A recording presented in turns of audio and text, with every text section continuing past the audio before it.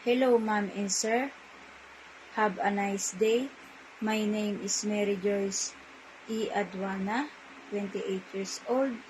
I live in Calamba City, Laguna, Philippines. I am married but no have a child. I have 2 sisters and 2 brothers. I am high school graduate.